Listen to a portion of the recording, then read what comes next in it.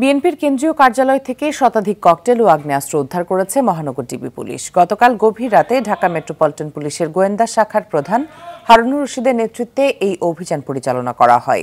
এতে 7 জন নেতাকর্মীকে গ্রেপ্তার করা হয়েছে বলে জানিয়েছে পুলিশ।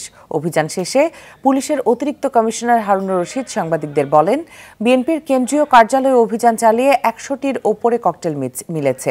এছাড়া 5 থেকে 6 বোতল পেট্রোল, 2-3টি রুমে 500 লাঠি, 7টা দেশি বিদেশি অস্ত্র ছিল বলে জানান তিনি। নগদের কাছে সব গ্রাহকই প্রিয়, তাই তো সারা দেশে ক্যাশ আউট চার্জ সবচেয়ে কম। এই ঘটনায় ছাত্রদলের সাবেক সভাপতি শ্রাবণ সহ মোট 7 জনকে গ্রেপ্তার করা হয়েছে। এদিকে এই অভিযানকে মাস্টার প্ল্যানের অংশ উল্লেখ করে বিএনপির সিনিয়র যুগ্ম মহাসচিব রুহুল কবির রিজভী বলেন, চক্রান্ত করে গভীর রাতে অভিযান করছে পুলিশ। প্রায় 100-র উপরে আমরা ককটেল পেয়েছি। সেখানে পেট্রোল 5-6 বোতল পেট্রোল আমরা পেয়েছি। তারপরে 500 লাঠিসোঁটা 2-3টা রুমে ছিল, 500 লাঠিসোঁটা ছিল, 60টা দেশি বিদেশি অস্ত্র ছিল।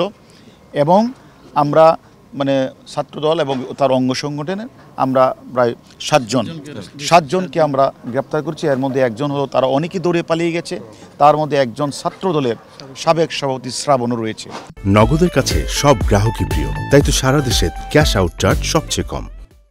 বাংলাদেশ জাতীয়তাবাদী দল, যে দলের নেতৃত্ব এবং যে দলের সরকার বারবার গঠিত হয়েছে, সেই দলের প্রধান কার্যালয়ের মধ্যে বিস্ফোরক জিনিস থাকবে, লাঠিসোঁটা থাকবে, এটা আইন শৃঙ্খলা বাহিনীর একটা নোংরা চাতুর্য।